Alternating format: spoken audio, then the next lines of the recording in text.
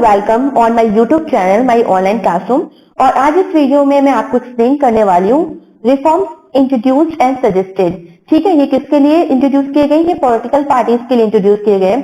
तो मैंने देखिए इस चैप्टर के वीडियोस आपको दी हैं, आपको बना दी है मैंने सारी सारी वीडियोस इस तरह के डिफरेंट टॉपिक्स पे। अगर आपने वीडियोस नहीं देखे तो देख लीजिएगा, क्योंकि देखिए ये जो टॉपिक है रिफॉर्म्स इंट्रोड्यूस एंड सजेस्टेड, इससे पहले आपको चैलेंजेस जो है पॉलिटिकल पार्टीज के उसको समझना होगा।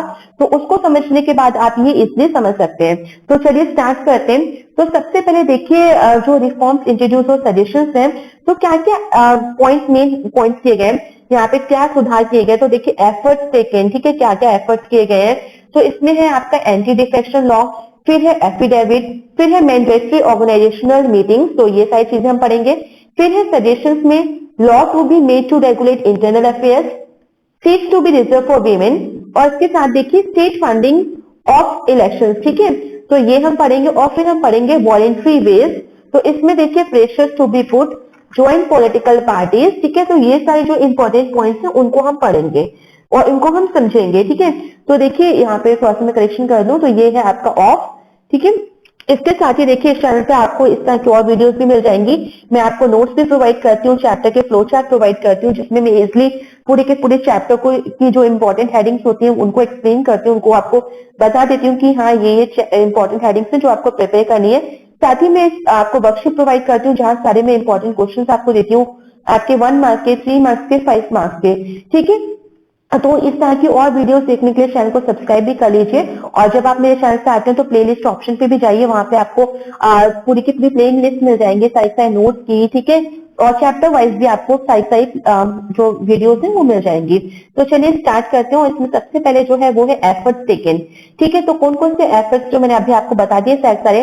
पहला है एंटी डिफेक्शन लॉ, ठीक है। तो देखिए इंडिया में देखिए डिफेक्शन बहुत ज्यादा पॉलिटिकल पार्टीज में होता है। किस तरह से पाया जाता है, आपने देखा होगा एंड टाइम पे जब वोटिंग होने वाली होती है तो काफी सारे जो पॉलिटिकल लीडर्स होते हैं, पॉलिटिकल मेंबर्स होते हैं, ठीक है, वो क्या करते हैं अपनी पॉलिटिकल पार्टीज को चेंज कर लेते हैं। जिससे क्या होता है पॉलिटिकल पार्टीज को काफी ज्यादा लॉस फेस करना पड़ता है, ठीक है, क्योंकि वोटर्स जो होते हैं वो पॉलिटिकल पार्टीज के जो मेन मेंबर्स होते हैं, लीडर्स होते हैं, उनको वो जानते हैं और उन्हीं की वजह से वो किसी भी पॉलिटिकल पार्टी को वोट देते हैं। तो इसको रोकने के लिए, क्योंकि इसके वजह से पॉलिटिकल पार्टीज का एक कह सकते हो कि बहुत नुकसान होता था, तो इसको रोकने के लिए एंटी डिफेक्शन लॉ को पास किया गया। और ये इंडिया में 52nd अमेंडमेंट एक्ट के द्वारा हुआ। और ये जो लॉ था ये 1985 में पास किया गया। अच्छा देखिए कॉन्स्टिट्यूशन में देखिए इसको द्वारा अमेंडमेंट हुई, यानी सुधार हुआ, संशोधन हुआ। और इसका मेन मोटिव क्या था? प्रिवेंट करना, रोकना इलेक्टेड एमएलए और एमपीज को, किस चीज के लिए रोकना? फ्रॉम चेंजिंग पार्टीज, यानी वो पॉलिटिकल पार्टीज को ना बदले। ऐसा नहीं कि आज वो बीजेपी में है तो कल बीएसपी में चले जाए, तो इस चीज को रोकने के लिए काम किया गया। तो फ्रॉम इंडल्जिंग इन डिफेक्शन, ठीक है, कि वो किसी तरह से इंडल्ज ना रहे, डिफेक्शन किसी तरह से डिफेक्शन ना करें। अकॉर्डिंग टू लॉ ये लॉ ये भी कहता है कि कोई भी एमएलए और जो एमपी है वो अपनी पॉलिटिकल पार्टी को अगर चेंज करता है तो उसको क्या होगा, उसकी जो सीट है लेजिस्लेशन में वो खो जाएगी, यानी उसको उस पर सीट नहीं दी जाएगी। सेकंड आते हैं एफिडेविट पे। तो देखिए एफिडेविट बहुत कॉमन वर्ड है।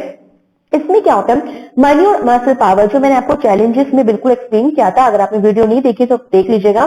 तो देखिए धीरे धीरे जो हमने पढ़ा था कि मनी मसल पावर धीरे धीरे बहुत बढ़ते जा रहे हैं, जिसकी वजह से काफी ज्यादा इन्फ्लुएंस होता है और पॉलिटिकल पार्टीज को इसकी वजह से भी काफी लॉस सहना पड़ता है। तो सुप्रीम कोर्ट ने इस चीज को मैंडेटरी किया है कि आपको फाइल करना है एक एफिडेविट। और ये किस चीज का एफिडेविट आपको सबमिट करना होता है? ये एफिडेविट होता है हर एक कैंडिडेट का जो चुनाव लड़ने वाला होता है, उसकी सारी की सारी डिटेल्स लिखी जाती है अबाउट उसकी कितनी प्रॉपर्टी है, क्या कहीं उसका कोई क्रिमिनल केसेस तो नहीं है उसके ऊपर जो पेंडिंग है, ठीक है। तो इस तरह की चीजें जो है वो सारी इंफॉर्मेशन वो एक एफिडेविट बना के जो है सबमिट करता है इलेक्शन कमीशन को।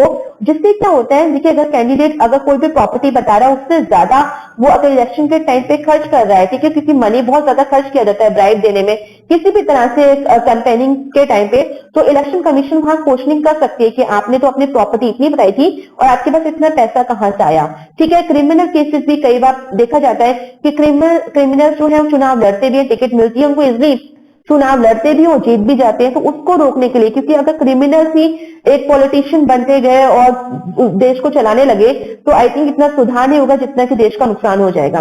इसके बाद आते हैं मैंडेटरी ऑर्गेनाइजेशनल मीटिंग्स, किस तरह की ऑर्गेनाइजेशनल जो मीटिंग्स है वो होनी चाहिए। तो इलेक्शन कमीशन ने एक ऑर्डर भी पास किया जिसके अकॉर्डिंग मैंडेटरी यानी कंपल्सरी कर दिया गया है सभी पॉलिटिकल पार्टीज के लिए कि वो ऑर्गेनाइजेशनल मीटिंग्स जो होती है, इलेक्शन जो होते हैं, तो इस तरह के होल्ड करा करें ऑर्गेनाइजेशनल मीटिंग्स अपने खुद पॉलिटिकल पार्टीज के अंदर। साथ ही सम parties have started organizing elections but most of the time it is most mere formality. ठीक है, तो काफी सारी पॉलिटिकल पार्टीज जो है वो ऑर्गेनाइज करती भी है इलेक्शंस, पर ये देखा गया है कि बस जस्ट वो फॉर्मेलिटी के लिए होती है, एक जो ट्रूली होनी चाहिए उस तरह की वो नहीं होती है मीटिंग। सजेशंस देखिए किस तरह के सजेशंस हैं, तो देखिए आप याद रखिएगा क्वेश्चन जो है इस तरह से आपसे पूछा जाएगा, तो आपको बिल्कुल मेन हेडिंग और इसके अंदर सब हेडिंग और उसको आपको एक्सप्लेन भी करना है 2-3 लाइन्स में, तो याद रखिएगा। तो सजेशंस में देखें, मैं आपको बता दूं ये क्वेश्चन अगर आएगा एग्जाम में तो 3 मार्क्स और या फिर 5 मार्क्स का आएगा। तो सजेशंस में सबसे पहले है law to be made to regulate internal affairs. ठीक है, तो लॉ बनाया गया है जिससे इंटरनल अफेयर्स को बिल्कुल रेगुलेट किया जाए। तो पॉलिटिकल पार्टीज के लिए कंपल्सरी कर दिया गया है कि वो रजिस्टर करें अपने सारे मेंबर्स के, यानी सब मेंबर्स को जो नाम है उनको रजिस्टर करें। ठीक है, कोई भी पॉलिटिकल पार्टी से चेंज ना कर पाए इस वजह से, ताकि फॉलो इट्स ओन कॉन्स्टिट्यूशन और इसके साथ ही अपना खुद का कॉन्स्टिट्यूशन बनाए। जिस तरह से हमारे कॉन्स्टिट्यूशन में सारे रूल्स रेगुलेशन लिखे गए हैं उसी तरह से हर एक पॉलिटिकल पार्टी अपने कुछ रूल्स रेगुलेशन लिखे और उसके जो भी मेंबर्स हैं उस पॉलिटिकल पार्टी के वो सारे के सारे रूल्स रेगुलेशन को फॉलो भी करें। इसके बाद आते हैं सेकंड पे, तो सेकंड पॉइंट है seats to be reserve for women. ठीक है, कुछ सीटें जो है वो रिजर्व होनी चाहिए वीमेन के लिए, तो ये भी कंपलसरी है, मैंडेटरी है कि मिनिमम नंबर जो टिकट्स है वो वीमेन को भी देनी चाहिए। क्योंकि देखिए there should be a quota, quota मतलब टोटल जो सीट्स होती है for women in decision making bodies of the party. ठीक है, तो डिसीजन मेकिंग जो पॉलिटिकल पार्टीज होती है जो फैसले लेने जा रही है और एक पॉलिटिकल पार्टी वो बनेंगी चुनाव जीतने के बाद, तो उसमें कुछ सीट्स जो है 1/3 जो सीट्स होती है वो रिजर्व होती है वीमेन कैंडिडेट्स के लिए भी। ठीक है, तो वीमेन का भी पार्टिसिपेशन ज्यादा से ज्यादा हो इसके लिए भी काम किया गया है। इसके बाद आता है स्टेट फंडिंग ऑफ इलेक्शंस। हमने बहुत बार देखा, मैंने आपको चीज बताई थी कि पैसे का बहुत दुरुपयोग भी होता है। कुछ पॉलिटिकल पार्टीज जो बहुत कैपेबल भी है पर उनके पास इतना अमाउंट नहीं होता, ठीक है, इतने पैसे नहीं होते जिस वजह से वो चुनाव नहीं लड़ पाते हैं। तो इसको भी करने के लिए, इसको रोकने के लिए और इसको और प्रमोट करने के लिए, ठीक है, कि जो आम इंसान है वो भी इलेक्शन में पार्टिसिपेट कर पाए, बेशक उनके पास पैसे हो ना हो, तो इसके लिए देखिए स्टेट जो है वो फंडिंग कलेक्ट करती है। ठीक है, तो government should give parties money to support the election expenses. तो इसके लिए क्या करती है, जो सरकारें होती हैं और आप कह सकते हो जो इलेक्शन कमीशन होता है वो स्टेट फंडिंग करता है, यानी कुछ पैसा जो है वो इसके इलेक्शन के लिए रखता है और इसके हिसाब से फिर क्या होता है, कोई भी पॉलिटिकल पार्टी अगर उसके पास पैसे नहीं है तो वो इक्वली डिस्ट्रीब्यूट भी करता है। सपोज करिए 5,000 वो डिस्ट्रीब्यूट करता है, जिससे क्या होता है जो छोटे मोटे खर्चे हैं पॉलिटिकल पार्टीज के, देखिए अगर आपकी एक ईमानदार और हार्ड वर्किंग वाली छवि है तो बिल्कुल वोटर्स आपको वोट देंगे। तो पर जो छोटे मोटे खर्चे जैसे कैंपेनिंग के लिए पेट्रोल हुआ, पेपर हुआ, टेलीफोन हुआ, ठीक है, तो इस तरह के छोटे मोटे खर्चे के लिए जो है वो स्टेट फंडिंग की जाती है इलेक्शन कमीशन के द्वारा और वो पैसे जो है डिफरेंट डिफरेंट पॉलिटिकल पार्टीज को दिए जाते हैं। इसके बाद आते हैं नेक्स्ट हेडिंग पे, तो ये है वॉलेंट्री वेज। तो इसमें है प्रेशर टू बी पुट, यानी people can put pressure on political parties through petition, publicity and agitation. यानी पीपल जो है, जो लोग हैं, वो पॉलिटिकल पार्टीज पे दबाव पूरा डाल सकते हैं कि अगर आपने अच्छा काम नहीं किया तो हम आपको हटा सकते हैं, और ये किसके द्वारा, पेटिशंस के द्वारा। ठीक है, तो ये शिकायतों के द्वारा कि कोर्ट में वो शिकायत करें कि हाँ ये पॉलिटिकल पार्टी या इसके नेता ने ये वाला काम नहीं किया या जो वादे किए थे, तो ये डिफरेंट डिफरेंट चीजें होती है जिस तरह से प्रेशर उन पे हमेशा बना रहता है। ठीक है, पब्लिसिटी के द्वारा, एजुकेशन के द्वारा। इसके बाद देखिए ज्वाइंट पॉलिटिकल पार्टीज, एक और अच्छा रास्ता है कि जो ईमानदार लोग हैं, जो और जो पहले लोग बहुत बोलते थे कि हाँ हमें पॉलिटिक्स में इंटरेस्ट नहीं है, तो अब बिल्कुल इंटरेस्ट होना चाहिए, और क्योंकि देश की जहां बात आती है तो लोगों को इसमें इंटरेस्ट लेना चाहिए और ज्यादा से ज्यादा लोगों को पार्टिसिपेट करना चाहिए, पॉलिटिकल पार्टीज को ज्वाइन करना चाहिए, क्योंकि जब आप पॉलिटिकल पार्टीज को ज्वाइन करोगे, आप उसमें जब पार्टिसिपेट करोगे तभी आप देश के लिए कुछ काम कर सकते हो, कुछ चेंजेस ला सकते हो जो आप अपनी जिंदगी में चाहते हो। ठीक है, तो एक पार्टिसिपेशन जो है वो भी बहुत जरूरी है। तो आई होप ये सारे पॉइंट्स आपको समझ में आ गए होंगे। So thank you everyone and please like, share, subscribe this channel for more updates.